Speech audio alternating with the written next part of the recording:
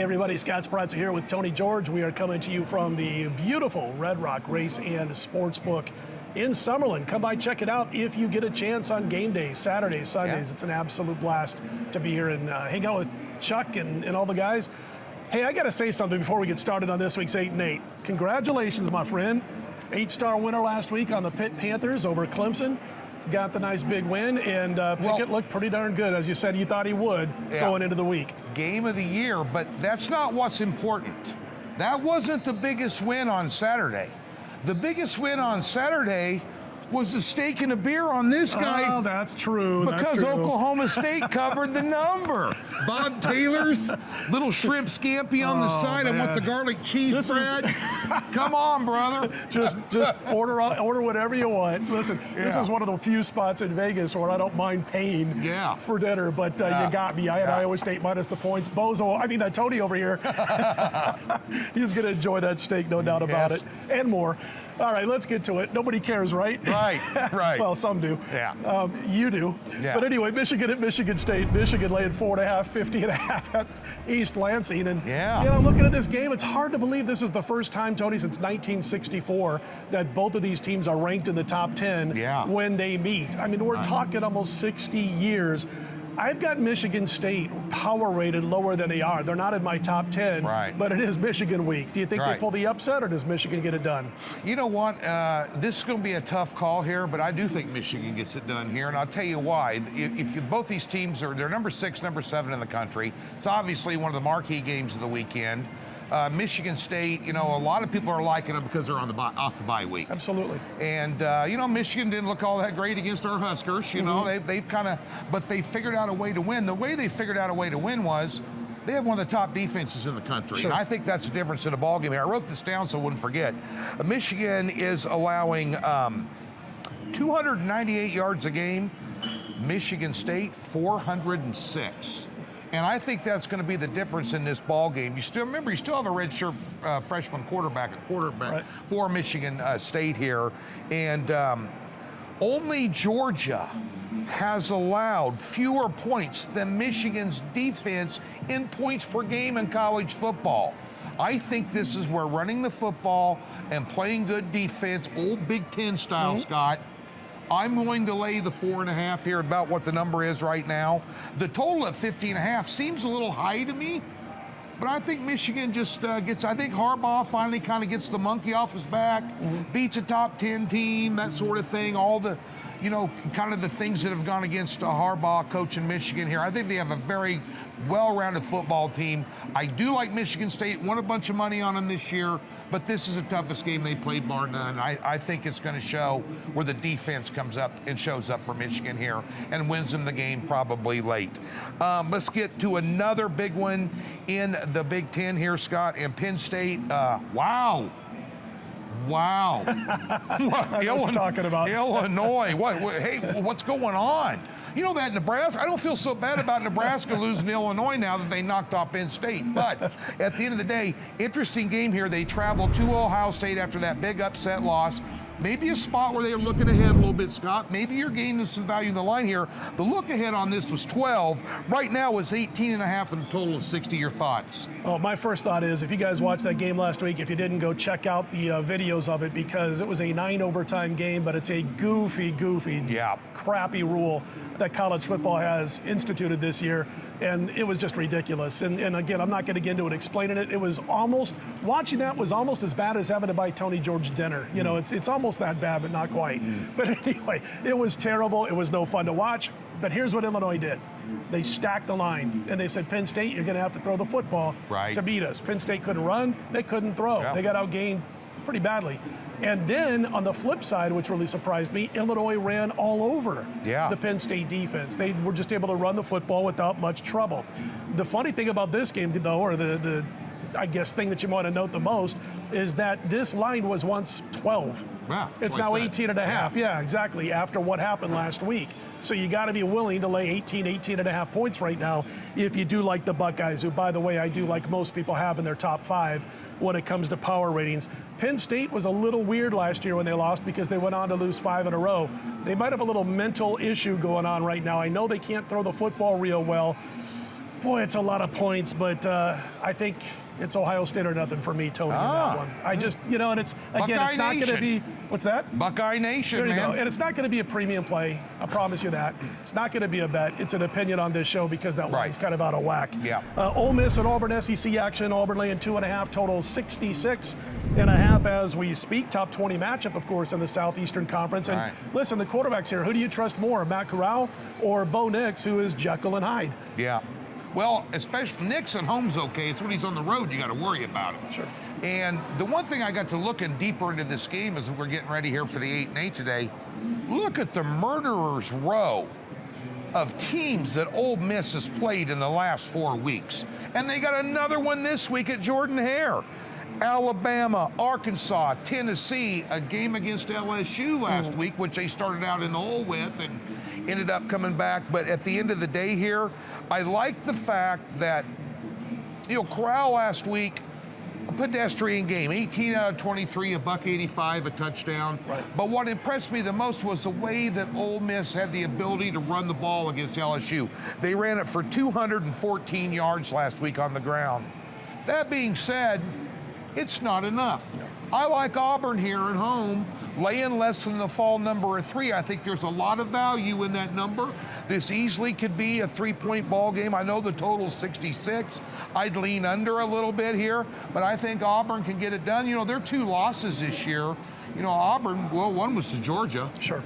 And I think that they lose to Arkansas too, if I'm not mistaken. It's a situation where when they lose, it's against a pretty good team, which Ole Miss is. But you're right, Nix is much more trustworthy at home than on the road. And that's the thing, when he's bad, he's bad.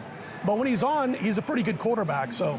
And I like to go against trends. Everybody talks a lot about trends. Gonna ride the trend. This is so-and-so. Well, sooner or later, as you know, doing this 30 years like myself, Scott, all trends seem to come back down to a median. Of course. The road team in this series is 7-0 against the spread the last 7 meetings. I think that changes. I'll take Auburn in the short number here this week. Hey, let's talk about the world's largest cocktail party. Absolutely. Now, it's going to be at Bob Taylor's when you buy me my steak and the beer.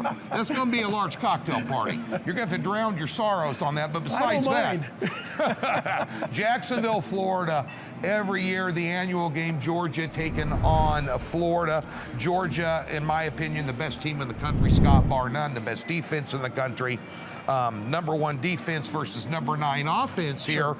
Georgia minus 14, 2-touchdown favorite, total 51. Your thoughts? It's just amazing when you're a team at this level, the Georgia Bulldogs, when your starting quarterback, who you touted all off season, is banged up just about every week, but you're not worried at all because the offense runs just as smoothly with your backup, who's Bennett. And Bennett's got a little personal revenge here. He did get hurt last year in that game against Georgia, but it was Bennett and Mathis. They went a combined 9 of 29, 2 touchdowns and 3 picks. And the last time they lost a game, it was to these Florida Gators. So they've got that on their mind a little bit. More on their mind is let's keep doing what we've been doing. Let's dominate on defense, play a smooth brand of offense, good game planning and calling throughout the contest each and every week by the coaches. I haven't found anything that I've checkmarked and said, boy, I didn't like that play call. It's just been solid all season long. So no more Kyle Trask. He had the big game last year for the Gators. They're hurting right now. To me, Tony, even though it's 14 in this big rivalry, it's the Bulldogs of Georgia or nothing at all. To the NFL, the Titans pick them 50.5 at Indy. Can the Titans come back after what they did to your Kansas City Chiefs the other night and win and play well again? They won the Week 3 matchup 25-16, Tony. We're seeing, though, a better Colts team now than we saw in that game in which they lost by 9. Yeah, and you take a look at this schedule. Not only did they get the monkey off their back by beating Kansas City, they beat Buffalo the week before. That's right. Tennessee, if you talk about 2 teams that are peaking right now, there's more than 2 teams peaking in the NFL, but these are 2 of them that are. Sure. And you got to figure out which one's going to fall first. Well, I don't know and I don't care because this is a 2-word pick. I'm going over 51 in this game. I think there's going to be some scoring in this game. Both teams can establish the run and work play action off of it. You take a look at Indy's last 4 games. Here's their point total, 30.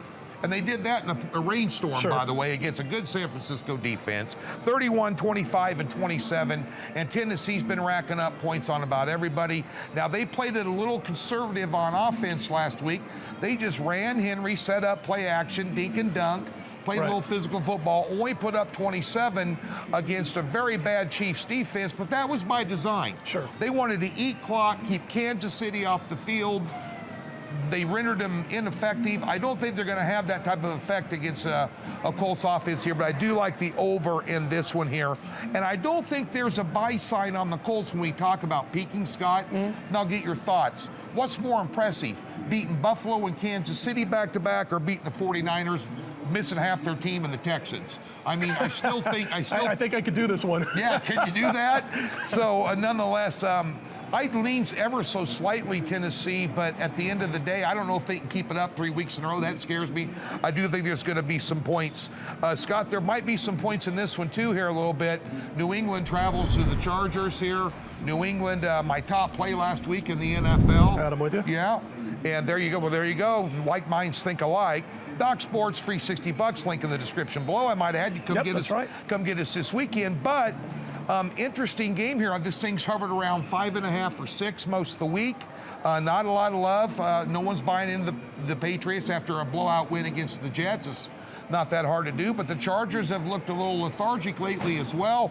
On the road, 6-point underdog, total 49 in this one. Yeah, I think I'm looking towards the under in this one. I think the total's a little bit high. And if you look, first of all, Belichick did it again last week. He goes up against a rookie quarterback, and I know it's the second time this season that they've seen him, but he goes up against a rookie and he figures out a defense that just with throws a rookie out of whack with a rookie. Absolutely. Yeah. 54 points in the game, an absolute blasting of the Jets. As far as the Chargers are concerned, we know that Herbert is a solid, strong quarterback and has a lot of good years probably left as he's just starting out, but he's still a young quarterback. He's not a rookie, he's young, so I'm interested in seeing if Belichick can devise a game plan that could kind of mess him up, slow him down a little bit. You look at the point totals. I mean, 4 of the 6 games played by the Chargers this year, and of course they had last week off, but 4 of their 6 games have seen 42 points or fewer. 5 of the last 6 home games under the total. 11 of the last 15 New England games under the total. I think it stays under 49, Tony, in that battle between the Pats. Is that your 2-word pick Chargers. this week? 2-word pick. All 3,000 words that I just said is my 2-word pick. I think under between the Pats and the Bolts. Bucks laying 5.5, total 50 at the New Orleans Saints. The aging backwards Tom Brady continues to chew it up and spit it out and just comes up winner after winner. 38-3 last week over the Chicago Bears. Interesting game here because last year they lost both regular season games to the Saints and then, of course, knocked around the Saints in the postseason to the tune of Drew Brees decided to retire because he played such a bad game. If he doesn't play a bad game, maybe they pull that upset. But here you go now, Tony. What do you say? Do they get regular season revenge? I know that doesn't matter to Tampa Bay too much here, but they would like to beat them. Jameis coming off a so-so performance in a battle of ugly quarterbacking on Monday night, but they got the win. If they win this game, I mean, they're going to be feeling pretty good about themselves. Again, Bucks laying 5.5 in this one. Well, just look at the quarterbacks. Jameis Winston, Tom Brady. He can take. I mean, Brady had 4 touchdown passes last week. They went through a good Chicago defense like a great white shark on a puff pastry. I mean, it was absolutely ridiculous. You gotta Google this stuff. What they did last week. And I'll tell you something right now. I am not getting in front of the freight train that is the Tampa Bay Buccaneers. They are clicking on all cylinders. I'm not sold. I mean, it took every minute of the Monday night game, Scott, for them to beat Geno Smith-led Seattle Seahawks. I mean, I know Kamara is a stud. If you got him on your fantasy team, you're in love with him, all that good stuff. And who has a better scouting report on Jameis Winston than Tampa Bay? I mean, when he was at Tampa Bay, bear in mind, he was a human turnover machine. He was the Adrian Martinez of the NFL when it comes to turning the ball over here. Number 2 offense in the NFL versus the number 29 offense. Give me the Bucks. I'll lay the number. I know maybe the sharps are hitting this on the other side, but I'm going public. I'm going square as they come, Scott. I'm going to take Tampa. I think they're a touchdown better in this ball game. I was doing a spot on VSiN last week, and I gave out, I can't remember who the game was now. I ended up winning, but I had started my whole spiel or analysis on the game with Danny Burke, and I said, listen, I know I'm going to sound as square as can be. But squares win sometimes too. And ended up winning that game. So listen, don't feel too bad because they're 50-50 most of the time too. And at the end of the day here, the most amazing thing about Tampa Bay is the play of 44-year-old Tom Brady. I mean, it just you're watching something that you're not going to see, especially with all these new quarterbacks out there that run the RPO, the run pass option. They get banged up. The Josh Allens, the Patrick Mahomes of the world, the Kyler Murrays. Brady is nobody's a straight drop back passer anymore like Tom Brady. That's why he's been able to save all the bumps and bruises that pile up over the years. Nonetheless, I think he gets it done this week. And finally, interesting game here. There's a lot of storylines surrounding this one. We close out the 8-8 with Dallas at Minnesota, -2.5, 55. You know, I watched the NFL Network right before we came over here, and they're saying that Dak Prescott's 50-50 to start. Cooper Rush is getting some snaps in practice. The media saw him getting snaps in practice. Sure. So we got a little bit of a banged up Dak Prescott. And of course, we have a refreshed Minnesota team off a bye. And just as I pitch this to you, Dallas laying 2.5, total 55. I just wanted to remind you before you threw this out here, we do have Kirk Cousins in a primetime game. There you go. And we know what happens when Kirk Cousins plays in a primetime game. If you don't, we'll tell you. But anyway, as far as Dak Prescott is concerned, this game became a little bit tougher to handicap because we're not sure if he's going to go or not. Jerry Jones said he's probable. Yeah. If you know, for whatever that's worth.